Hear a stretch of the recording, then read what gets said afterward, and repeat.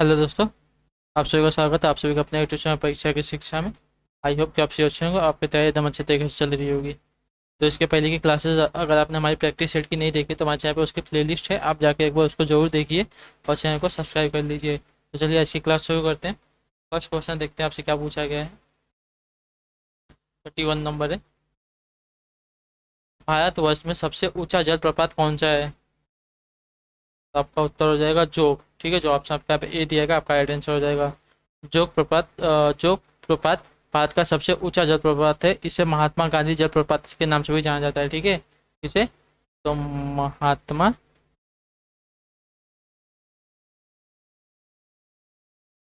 गांधी जलप्रपात, ठीक है, प्रपात के नाम से भी इसको जाना जाता है। चलिए आपका नेक्स्ट क्वेश्चन देखते हैं। 32 है।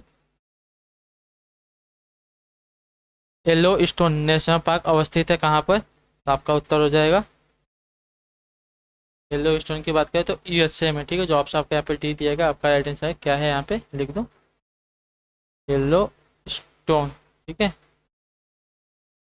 नेशनल पार्क, ठीक, याद रखिएगा। चलिए आपका नेक्स्ट क्वेश्चन देखते हैं। 33 नंबर है।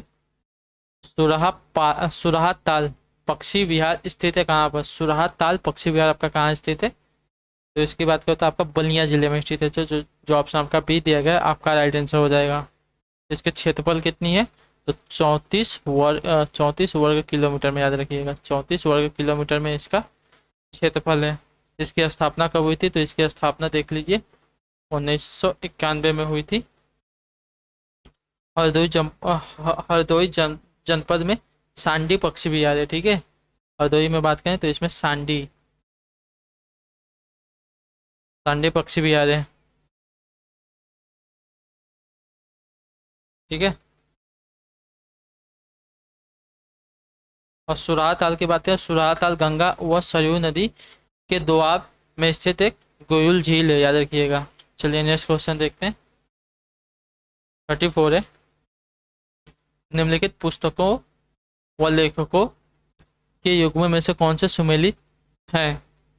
ठीक है, तो बताना है हमको इसमें से कौन कौन से जो पुस्तक और उसके लेखक हैं सही सुमेलित है। तो पहले देखते हैं, हिमालय उड़ीसा दिया गया है। तो हिमालय उड़ीसा के लेखक कौन है? एमपी वीरेंद्र कुमार। ठीक है, ये तो आपका सही है। जो आपका दूसरा कथन, दूसरे लेखक दिए गए हैं, the Kargil victory battles from peak to peak, colonel N S C Tyagi, ये भी आपका सही है। जो आपका तीसरा दिया गया है, one life one not enough, Natwar Singh, ये भी सही है। तो आपका जो यहाँ पे, और चौथा दिया गया है ग्लोसियर,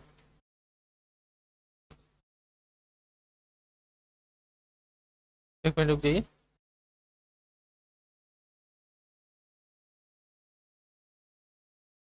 हाँ, ग्लोसियर डाय स्पेरो, इसके लेखक देखिए प्राइड ऑफ इंडिया, रजत कपूर। ये आपका गलत मिलान है। तो ठीक है, जो ऑप्शन 1 2 और 3 दिया गया है, आपका सही उत्तर है। कौन सा कोड यहाँ पे सही हो जाएगा देख लीजिए। केवल एक और दो, एक दो और तीन आपके सही हो जाएंगे। चलिए तो इसका स्क्रीनशॉट ले लीजिए, आपका सही उत्तर है। चलिए नेक्स्ट क्वेश्चन देखते हैं। 35 है। सूची 1 को सूची 2 से सुमेलित कीजिए तथा सूचियों के नीचे दिए गए कोटों के सही उत्तर का चयन कीजिए। ठीक है, तो चलिए सूची 1 का सूची 2 से मिलान करते हैं। सूची 1 का देखिए पहला क्या दिया गया है, स्टील अथॉरिटी इंडिया लिमिटेड, ये कहाँ स्थित है? तो आपका दिल्ली में स्थित है। ठीक है, चलिए, और हिंदुस्तान जिंक लिमिटेड, तो ये कहाँ स्थित है आपका? ये आपका उदयपुर में स्थित है, ये सही है। और जो आपका हैवी इंजीनियर कॉरपोरेशन लिमिटेड है, ये कहाँ स्थित है? ये आपका रांची में स्थित है। और जो आपका इंस्ट्रूमेंटल लिमिटेड है, ये कहाँ स्थित है? तो आपका कोटा में स्थित है। ठीक है, जो ऑप्शन आपका ये दिएगा, आपका उसके साथ मिलान चला जाएगा। तो पहले का चौथे के साथ मिलान गया, दूसरे का दूसरे के साथ, तीसरे का तीसरे के साथ, और चौथे का पहले के साथ। तो 4 2 3 1। ठीक है, ऐसे ही मिलान हुआ 4 2 3 1। तो जो ऑप्शन आपका यहाँ पे सी दिया गया है, देख लिया, आपका सही कुछ हो जाएगा। चाहिए तो इसका स्क्रीनशॉट आप लोग ले लीजिए आपको। काम आएगा आगे। चलिए नेक्स्ट क्वेश्चन देखते हैं। 36 नंबर है, भारत का सबसे छोटा केंद्र शासित क्षेत्र कौन सा है? तो आपका उत्तर हो जाएगा लक्षद्वीप। ठीक है, जो ऑप्शन होगा अपने सी दिएगा आपका राइट आंसर का। चलिए, अब भारत में कुल केंद्र शासित प्रदेशों की बात करें तो कितने प्रदेश हैं? 9। ठीक है, केंद्र शासित प्रदेश है जिसका प्रशासन राष्ट्रपति द्वारा उसके प्रतिनिधित्व के माध्यम से किया जाता है। ठीक है, इस पर शासन कौन करता है? तो सिर्फ राष्ट्रपति यहाँ पे शासन करता है, यहाँ पे कोई मुख्यमंत्री नहीं होता, याद रखिएगा। भारत में केंद्र शासित प्रदेश देखिए आपके कौन कौन से हैं। तो दिल्ली, वहाँ पे शासन की बात करें मुख्यमंत्री होते हैं लेकिन शासन आपका राष्ट्रपति करता है। यहाँ पे देखिए दिल्ली, दिल्ली है। चंडीगढ़ है। ठीक है, आपका चंडीगढ़ है। और उसके बाद आपका अंडमान निकोबार है, अंडमान और निकोबार याद रखिए, शॉर्ट में लिख दे रहा हूँ। और उसके बाद दादरा नगर हवेली है, वह नगर हवेली याद रखिएगा। और आपका पांडिचेरी, पांडिचेरी है। दमन है, दमन दीव है।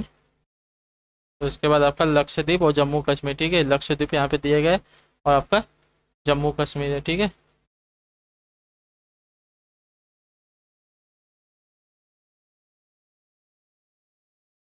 चलिए नेक्स्ट क्वेश्चन देखते हैं आपके। 37 है, अमरनाथ लगभग कितनी ऊंचाई पर स्थित है? तो अमरनाथ की बात करें तो 5300 मीटर, 320 मीटर उसकी ऊंचाई पर स्थित है, याद रखिएगा। कश्मीर में स्थित यह स्थल हिंदुओं के पवित्र धार्मिक स्थलों के रूप में जाना जाता है। चलिए आपका नेक्स्ट क्वेश्चन देखते हैं। 38 नंबर है, भारत का प्रथम तितली उद्यान कहाँ पर स्थित है? तो भारत का प्रथम तितली उद्यान की बात करें तो आपका देख लीजिए बनगट्टा जैविक उद्यान बेंगलुरु में स्थित है। ठीक है, जो ऑप्शन आपका ए दिएगा आपका राइट आंसर। चलिए आपका नेक्स्ट क्वेश्चन देखते हैं। 39 है, काली क्रांति संबंधित है किससे? काली क्रांति की बात करें तो आपका किससे संबंधित है? तो कच्चा तेल उत्पादन से। ठीक है, जो ऑप्शन है आपको सी दिएगा आपका राइट आंसर हो जाएगा। और हरी देखिए कभी कभी पूछता है आपका हरित क्रांति, तो हरित क्रांति से पूछेगा तो बोल देना कृषि उत्पादन से। ठीक है, श्वेत क्रांति आपका दूध उत्पादन से है। और आपकी नीली क्रांति जो है आपकी मत्स्य उत्पादन को कहते हैं। ठीक है, नीली क्रांति जो है इसको नीली क्रांति कहा जाता है, याद रखिएगा। और गुलाबी क्रांति, गुलाबी क्रांति की बात करें तो झींगा मछली उत्पादन और प्याज से, याद रखिएगा। और पीली क्रांति की बात करें तो पीली क्रांति सूर्यमुखी व तिलहन के उत्पादन से। ठीक है, सरसों के उत्पादन या तिलहन के उत्पादन, यानी कि इससे कौन सी क्रांति उत्पन्न है? तो पीली क्रांति। तो सूर्यमुखी। ठीक है, कभी पूछ लेगा तो सूर्यमुखी लिख देना। ठीक है, और रजत क्रांति तो अंडा उत्पादन से। और भूमि क्रांति यानी कि गैर परंपरागत ऊर्जा से ऊर्जा उत्पादन से, याद रखिएगा। चलिए नेक्स्ट क्वेश्चन देखते हैं। 40 नंबर है, निम्नलिखित में से किस राज्य में जनजातीय समुदाय की पहचान नहीं की गई है? निम्नलिखित में से किस राज्य में जनजातीय समुदाय की पहचान नहीं की गई है? तो आपका उत्तर हो जाएगा हरियाणा राज्य में। ठीक है, जो ऑप्शन आपका सी दिएगा आपका राइट आंसर हो जाएगा।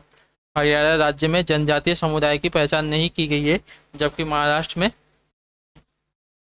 बात करें तो वहाँ की कुल जनसंख्या का 9.4%। ठीक है, 9.4% जनसंख्या है। और 36 इसमें आपकी जनजाति पाई जाती हैं। ठीक है, और यहाँ पे देखिए छत्तीसगढ़ की बात करें तो यहाँ पे 30.6% यहाँ पे जनजाति और कर्नाटक में देखिए, कर्नाटक की बात करें 6.95% यहाँ पे जनजातियाँ पाई जाती है। ठीक है, याद रखिएगा। चलिए नेक्स्ट क्वेश्चन देखते हैं। 41 है आपका, पाकिस्तानी में सीनेट में विपक्ष की पहली महिला नेत्री कौन थी? पाकिस्तानी में सीनेट की विपक्ष की पहली नेत्री कौन थी? पहली महिला नेत्री कौन थी? तो आपका उत्तर हो जाएगा शेरी रहमान। ठीक है, जो ऑप्शन आपका सी दिएगा आपका एड्रेस शेरी रहमान पाकिस्तानी सीनेट में विपक्ष की पहली नेत्री थी। इन्होंने 22 मार्च 2018 से 26 अगस्त 2017 तक अपना कार्यभार संभाला था। ठीक है, 22 मार्च 2018 से 26 अगस्त 2018 तक, याद रखिएगा। चलिए आपका नेक्स्ट क्वेश्चन देखते हैं। निम्न में से कौन सा सही है, ठीक है, तो बताना है हमको निम्न में से कौन सा सही हो जाएगा। तो जाकिर हुसैन भारत के पहले मुस्लिम राष्ट्रपति थे। पहले ही आपका सही है, तो जो ऑप्शन आपका पे ए दिएगा आपका राइट आंसर हो जाएगा। चलिए नेक्स्ट क्वेश्चन देखते हैं।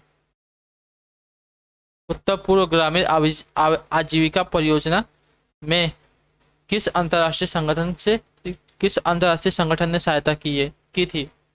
उत्तर पूर्व ग्रामीण आजीविका परियोजना में किस अंतर्राष्ट्रीय संगठन ने सहायता की थी, तो आपका उत्तर हो जाएगा विश्व बैंक ने, ठीक है, जो ऑप्शन आपका ए दिएगा आपका राइट आंसर हो जाएगा। चलिए आपका अगला क्वेश्चन देखते हैं।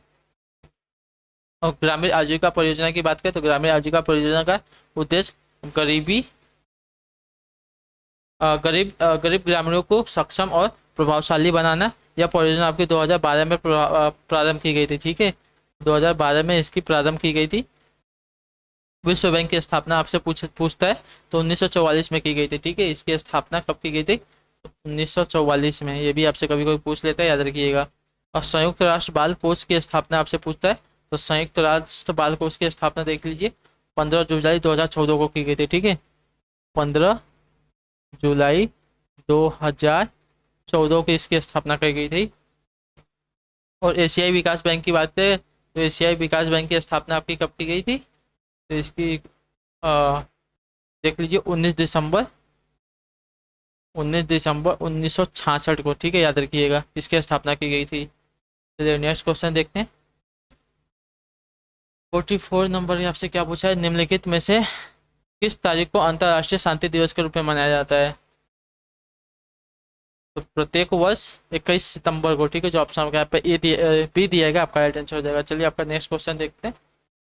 45 नंबर है, किसको वृषभ चक्र और अश्वयुक्त सारनाथ का सिंह चतुर्मुख चतुर्मुख चतुर्मुख होगा, चतुर्मुख स्तंभ शेष राष्ट्रीय प्रतीक के रूप में भारत सरकार द्वारा अंगीकृत किया गया था, मतलब कब किया गया था, तो 26 जनवरी 1950 को, ठीक है, जो ऑप्शन आपका सी दिएगा आपका राइट आंसर हो जाएगा। भारत के राष्ट्रीय प्रतीक को भारत सरकार द्वारा 26 जनवरी 1950 को अपनाया गया था, ठीक है। इसमें देखिए मूल रूप से इसमें 4 शेर जो चारों दिशाओं में मुंह किए खड़े हैं, इसमें 3 शेर दिखाई देते हैं, चौथा शेर जो होता है वो छिपा होता है। इसके नीचे एक गोला आधार है जिस पर एक हाथी, एक दौड़ता हुआ घोड़ा और एक सांड तथा एक सिंह की आकृति है, याद रखिएगा। चलिए नेक्स्ट क्वेश्चन देखते हैं। और हर पशु के बीच एक धर्म चक्र बना हुआ है, प्रतीक के नीचे सत्यमेव जयते यानी कि जो देवनागरी लिपि में लिखी गई है, जिसे मुंडको उपनिषद से ग्रहण किया गया है। इसका अभिप्राय होता है सदैव की सत्य की मतलब सदैव विजय होती है। चलिए आपका अगला क्वेश्चन देखते हैं।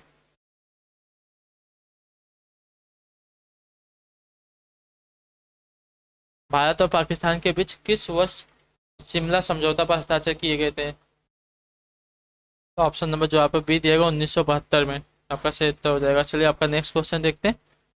47 क्या है, अप्रैल 2018 में भारतीय सेना ने कार्यरत सैनिकों, पेंशनरों और परिवारों की आवश्यकता अनुरूप उत्तरवर्ती वेतन पैकेज के लिए किसके साथ समझौता ज्ञापन पर हस्ताक्षर किया, तो आपका उत्तर हो जाएगा HDFC बैंक के साथ, ठीक है, जो ऑप्शन आपका ए दिएगा आपका राइट आंसर हो जाएगा। अप्रैल 2018 में HDFC बैंक ने भारतीय सेना के साथ डिफेंस सैलरी पैकेज हेतु हस्ताक्षर किया था, ठीक है, किस पे, तो डिफेंस, याद रखिएगा, डिफेंस होगा सैलरी पैकेज, ठीक है, इस पर हस्ताक्षर किया था कब, 2018 में। चलिए आपका अगला क्वेश्चन देखते हैं। 48 नंबर आपसे क्या पूछा गया है, कौन सी एक संस्था है जो खुफिया ब्यूरो अनुसंधान एवं विश्लेषण स्कंद सेना नौ एवं हवाई आसूचना के निदेशालयों से प्राप्त खुफिया जानकारी का विश्लेषण करती है, तो आपका उत्तर हो जाएगा संयुक्त आसूचना समिति, ठीक है, जो ऑप्शन आपके यहाँ पे सी दिएगा आपका राइट आंसर हो जाएगा। चलिए आपका नेक्स्ट क्वेश्चन देखते हैं। 49 है, अगले 7 वर्षों के लिए निम्नलिखित देशों में से किसके साथ भारत ने अक्टूबर 2016 में अपनी व्यापार संधि को नवीनीकृत कर दिया है? तो आपका उत्तर हो जाएगा नेपाल के साथ। ठीक है, जो ऑप्शन आपका सी दिएगा आपका राइट आंसर हो जाएगा। चलिए आपका नेक्स्ट क्वेश्चन देखते हैं। 50 नंबर है, भारतीय जनता पार्टी की स्थापना किस वर्ष की गई थी? तो इसकी स्थापना की बात करें तो 1980 में की गई थी। ठीक है, जो ऑप्शन आपका डी दिएगा आपका राइट आंसर हो जाएगा। भारतीय जनता पार्टी की स्थापना वर्ष 1900, एक मिनट रुक जाइए, भारतीय जनता पार्टी की स्थापना आपकी वर्ष 1951 में है। ठीक है, श्याम, कोई पूछ लेगा किसके द्वारा, तो देख लीजिए श्यामा प्रसाद मुखर्जी द्वारा। ठीक है, मुखर्जी द्वारा 1951 में। ठीक है,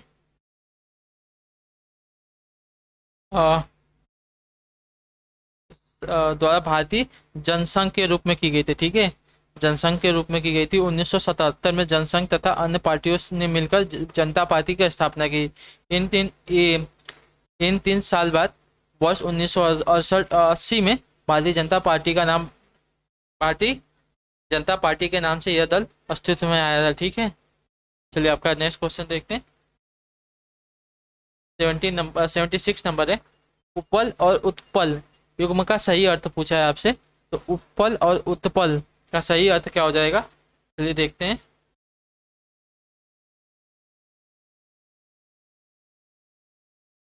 ठीक है, तो देखिए उपल यानी कि ओला और उत्पल यानी कि कमल। ठीक है, तो जो ऑप्शन आपका यहाँ पे ए दिएगा आपका राइट आंसर हो जाएगा। चलिए नेक्स्ट क्वेश्चन देखते हैं।